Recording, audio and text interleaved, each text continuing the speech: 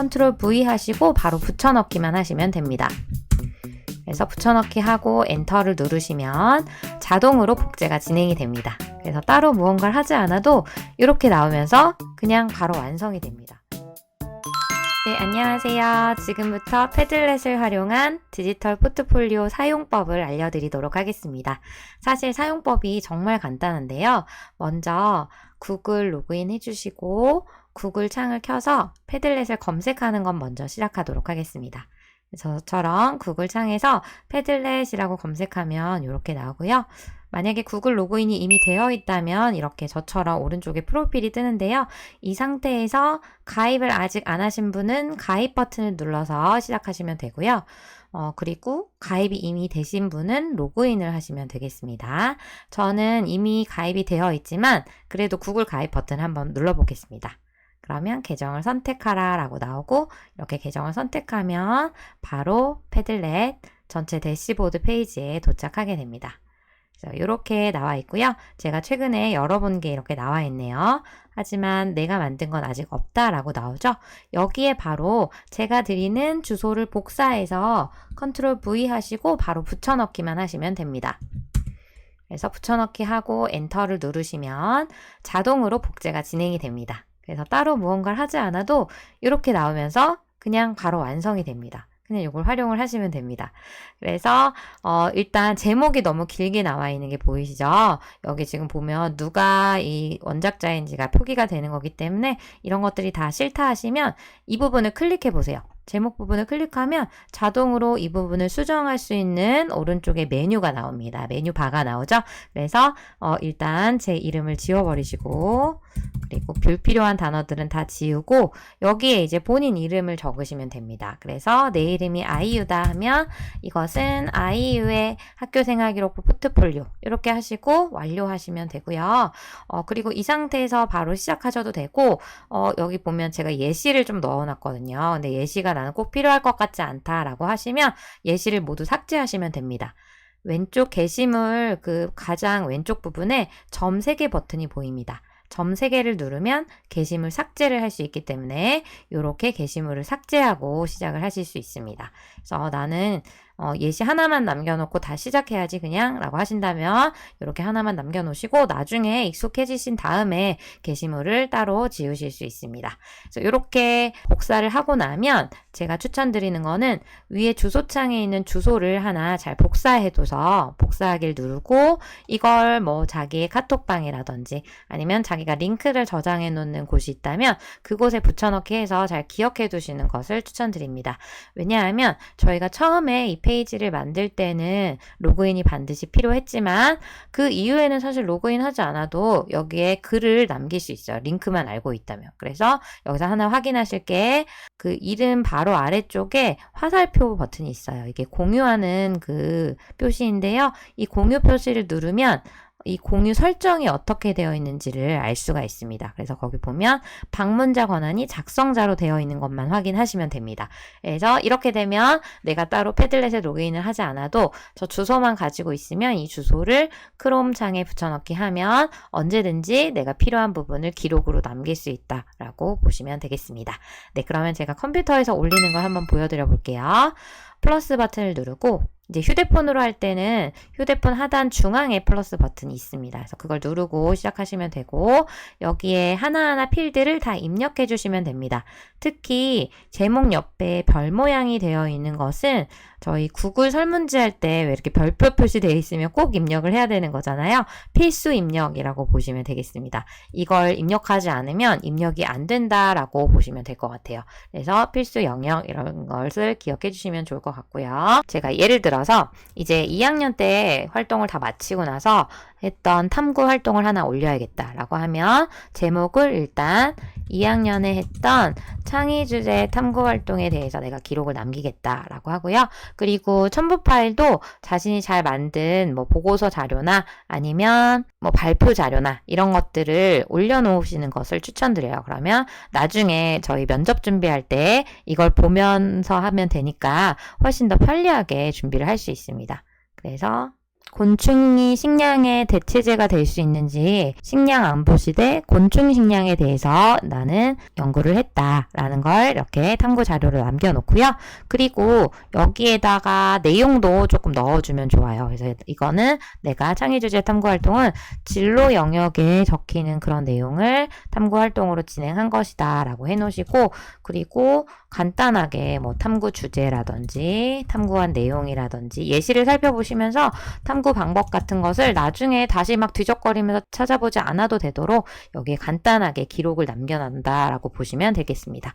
그리고 활동 후 느낀 점이나 성장한 점도 뭐 이런 식으로 자신의 느낀 점을 자세하게 남겨주시면 좋을 것 같고요. 그리고 보완하고 싶은 점에는 뭐 이번 탐구에서는 이후에는 어떤 부분에도 집중을 해서 한번 탐구를 진행해보고 싶다. 이렇게 하시면 되고요. 이제 아래쪽에 2개만 더 입력하시면 되는데 영역명을 반드시 이곳에서 한 번 더 선택을 해주시면 됩니다. 마우스를 내리면 이렇게 스크롤 하실 수 있고요. 자율인지 진로인지 아니면 이게 교과 활동이었다면 교과도 국어, 영어, 수학, 사회 이런 식으로 교과군으로 되어 있기 때문에 이렇게 교과까지 골라 놓으시면 나중에 찾아보기가 너무 쉽습니다. 그래서 이렇게 진로라고 하시고 이거는 2학년 활동이었다. 그리고 내가 원하는 색이 있으면 색으로 이렇게 분류를 미리 해놓으셔도 괜찮습니다. 제가 하나를 빼놓고 이렇게 안 썼어요. 그러면 게시 버튼을 누르려고 하면 게시를 하려면 필수 필드를 가입해야 합니다 라고 뜨는데요. 이게 바로 이렇게 빈칸이 있을 때가 이런 경고 문구가 나오는 거라고 보시면 됩니다. 그래서 다시 모두 입력하고 우측 상단에 게시 버튼을 누르면 이렇게 게시물이 올라오는 것을 볼 수 있습니다. 그러면 이걸 토대로 나중에 우측 상단에 보면 내가 필요한 게 있을 때 이렇게 키워드로 난 탐구에 관한 걸 필터링 해야지 하면 탐구라고 써 있는 게 다 나오고, 예를 들면 나는 곤충에 대한 걸 다 찾아봐야지 하면 이렇게 곤충에 대한 게 나온 걸 알 수 있고요. 그리고 우측에 깔때기를 클릭하면 여기서 필요한 것만 골라서 나는 2학년 때 활동한 것만 필요해 라고 하면 여기에 2학년 활동들이 쫙 뜨고, 그리고 필터링을 2개에 넣어서 나는 2학년 때 한 진로 활동만 다 필요해 하면 이렇게 엮어서 필터링을 해볼 수 있기 때문에 그걸 토대로 컨설팅을 한번 진행해 보시면 좋을 것 같습니다. 네, 이렇게 한번 잘 활용해 보시고 나중에 자기가 잘 작성해 놓은 디지털 포트폴리오를 선생님께 그냥 주소창에 있는 주소를 복사해서 한번 공유해 보시면 좋겠습니다. 네, 그럼 지금부터는 선생님들께 사용법을 알려드리도록 하겠습니다. 선생님도 사용법은 동일한데요. 조금 더 선생님용으로 만드셔서 그 링크를 학생에게 복사해서 주면 조금 더 관리가 용이하다라고 보시면 됩니다. 그러면 역시 로그인 상태에서 제가 드린 주소를 복사해서 붙여넣기 합니다. 그럼 역시 복제 진행 중입니다 라고 나오면서 똑같이 이렇게 화면이 복제되는 것을 알 수 있습니다. 그러면 여기서 이제 선생님들이 하실 일은 일단 전체적으로 선생님이 마음에 드시는 내용으로 모두 수정을 해주시면 됩니다. 먼저 똑같이 제목을 수정하는 방법은 이곳을 더블 클릭하면 역시 수정을 할 수 있는 창이 오른쪽에 뜨기 때문에 필요 없는 이름이라든지 뭐 공유형 이런 것들을 다 없애버리시고, 그리고 여기 제목을 이렇게 땡땡땡이라고 하셔도 되고, 예를 들면 저는 학생이 학번도 같이 좀 입력을 해줬으면 좋겠다라고 하면 여기에 샘플로 20100 뭐 홍길순의 학교생활 기록부 포트폴리오 이렇게 만들면 사실 조금 여기를 고치고 싶은 생각이 들잖아요. 그래서 이렇게 샘플을 제시해 주시고 여기에 내용도 이제 여러분들의 뭐 많은 자료들을 이곳에 보관하시기 바랍니다. 이런 식으로 여러분들의 다양한 활동을 기록해 보세요. 이런 식으로 원하는 문구로 바꾸시고 완료 버튼을 누르실 수 있습니다. 그리고 쭉 내려가셔서 제가 말씀드린 필드를 수정하실 수 있는데요. 필드가 어느 부분이냐면 저희 가로의 행 부분에 제목, 첨부 파일, 본문 이 중에서 이제 고칠 수 없는 부분은 제목과 첨부 파일, 본문은 원래 기본적으로 글을 작성할 때 들어가는 부분이고 첨부 파일은 꼭 올리지 않아도 올라갈 수 있게 되어 있습니다. 그리고 오른쪽에 가시면 활동 후 느낀 점, 보완하고 싶은 점, 영역명, 여기부터는 이제 제가 추가한 부분인데요. 이 부분을 수정하는 방법을 알려드리도록 하겠습니다. 사실 직관적으로 여기 오른쪽 버튼을 누르시면 필드를 편집하고 싶다 이렇게 나오거든요. 이곳에서 접근을 하셔도 좋습니다. 그래서 필드 편집을 들어가면 여기서 이 부분을 이름을 바꿔서 그냥 바로 사용을 하셔도 되고, 또 다시 한번 오른쪽 버튼 눌러서 필드 관리로 들어가면 제가 어떤 필드를 추가했고 어떤 것을 지금 관리하고 있는지가 다 이렇게 뜹니다. 그러면 예를 들면 나는 보완하고 싶은 점은 없어도 될 것 같은데 라고 생각하시면 들어가셔서 이 필드를 하고 삭제를 누르시면 그 필드가 사라지면서 여기 지금 개수가 이렇게 줄어든 게 보이실 거예요. 그래서 필드 꼭 필요한 것만 넣으셔도 되고, 그럼 필드를 추가하는 방법은 역시 여기서 접근하는 게 제가 보기에는 더 편하신 것 같은데, 원래 설정 버튼에도 이렇게 쭉 내려가시면 게시물 필드라는 부분이 있습니다. 그래서 아까 여기 눌러서 들어간 곳과 이것이 같은 것인데요. 게시물 필드를 누르시면 아까랑 똑같은 화면이 나왔죠. 그래서 이 상태에서 제가 추천하는 것은 영역명과 그 다음에 학년은 만약에 고등학교 학생부 관리를 위해서라면 그대로 남겨두시는 걸 추천드립니다. 그리고 나는 더 추가를 하고 싶다라고 하시면 여기 새 맞춤 필드를 누르셔서 필드명, 예를 들면 나는 여기다가 선생님 평가 그래서 뭐 학생들이 선생님 평가를 들은 다음에 그것도 같이 기록을 해놓는 게 좋겠다라고 생각을 했으면 선생님 평가 이렇게 해놓고 필드 유형을 텍스트로 하셔도 되고, 여기 나와 있는 모든 유형으로 필드를 만들 수 있습니다. 저는 기본적으로 텍스트로 만들어 놓을게요.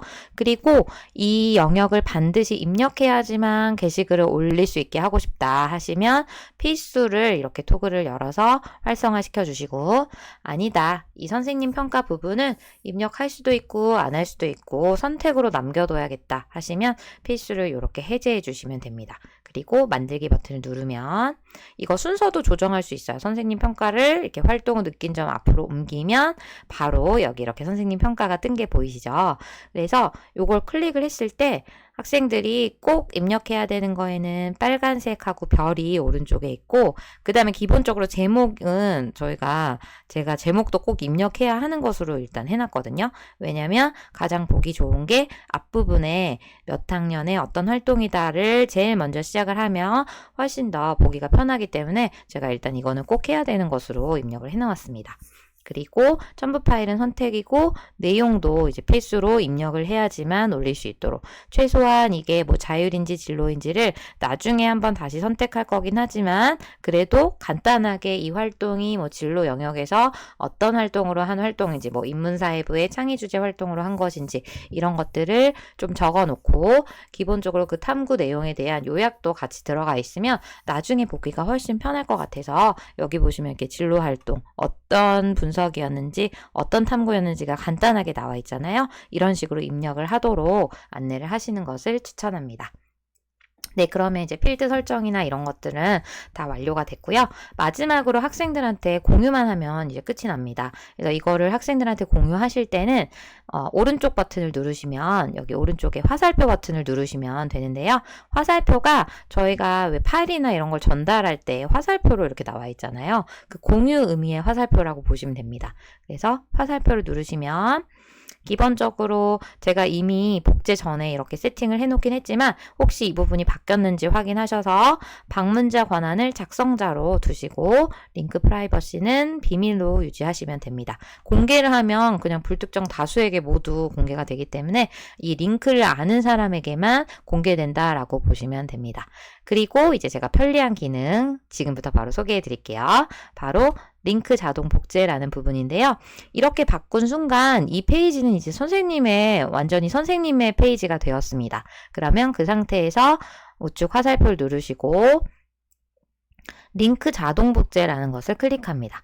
그러면 링크 자동 복제를 활성화할까요? 가 제가 원래 공유한 저의 원본이 링크 자동 복제가 활성화되어 있었기 때문에 이게 이렇게 열려 있습니다. 그래서 요거를 이렇게 닫아보면 원래는 기본적으로 원래 처음 만들 때는 링크 자동 복제가 이렇게 꺼져 있는 게 보통이고요. 이걸 활성화한다라고 해서 이렇게 만들면 이 링크를 다른 사람에게 주면 제가 만든 이 페이지가 바로 복제되는 그런 마법이 일어납니다. 그래서 사실 요거를 이제 복사를 해서 그대로 바로 이렇게 붙여넣기 해서 이 계정이 아닌 다른 계정, 원래 제가 갖고 있는 다른 계정으로 가볼게요. 다른 제 원 계정으로 갔을 때 이렇게 그 링크를 붙여넣기 하면 바로 복제가 진행되는 게 보이시죠? 학생들도 똑같은 걸 경험을 할 거예요. 그런데 이게 이제 조금 너무 주소가 길다라고 생각이 되시면 제가 주소 줄이는 사이트를 하나 추천드릴게요. 그것도 바로 패들렛으로 가능한데 바로 tapadlet.com이라는 곳입니다. 여기 들어가 보시면 이게 티칭 어시스턴트라고 해서 선생님들의 그 티칭 교수 학습을 도와주는 그런 사이트예요. 그래서 내려와 보시면 짧은 링크라는 게 보이시죠? 들어가셔서 방금 제가 마지막에 방문한 곳이 저절로 뜹니다. 그래서 이 페이지를 난 좀 줄이고 싶다라고 하시면 여기에 원하는 것을 입력해 주시면 돼요. 그래서 예를 들어 나는 이게 복제용이니까 뭐 카피라는 말을 넣어서 우리 학교는 청학고지라고 해서 뭐 청학 하이스쿨이다. 뭐 이렇게 만드신다면 CHHS 이렇게 해서 이거를 생성을 누르면 바로 복제가 돼요. 너무 짧죠? tc.link copy chhs 그래서 링크 복사를 하면 이걸로 똑같이 컨트롤 V를 해봐도 같은 일이 일어납니다. 그러면 학생들한테는 이렇게 짧은 주소를 주는 게 훨씬 편하시겠죠. 그래서 이렇게 복제해서 사용을 하시면 되고 제가 아까 말씀드리지 않았지만 학생 걸 설명할 땐 말씀드렸는데요. 이 제 원래 게시물이 예시로 나와 있는 게 싫으시다 하시면 아까 그 복제 링크를 전달하시기 전에 원 게시물에서 이렇게 게시물 삭제를 하시면 됩니다. 이렇게 게시물 맨 왼쪽에 점 3개 버튼을 누르면 게시물 삭제의 내용이 나오니까 바로 삭제를 누르시면 됩니다. 그래서 이 상태에서 학생들한테 배포를 해도 학생들은 플러스 버튼을 눌러서 휴대폰이나 컴퓨터에서 작성이 가능하다라고 보시면 되겠습니다. 선생님 게시가 안 돼요 라고 하시면 거기에 꼭 입력해야 되는 게 입력이 안 된 거니까 모든 곳을 다 채운 다음에 그 다음에 해 라고 하시면 게시 버튼이 활성화되면서 게시글을 업로드할 수 있는 상태가 됩니다.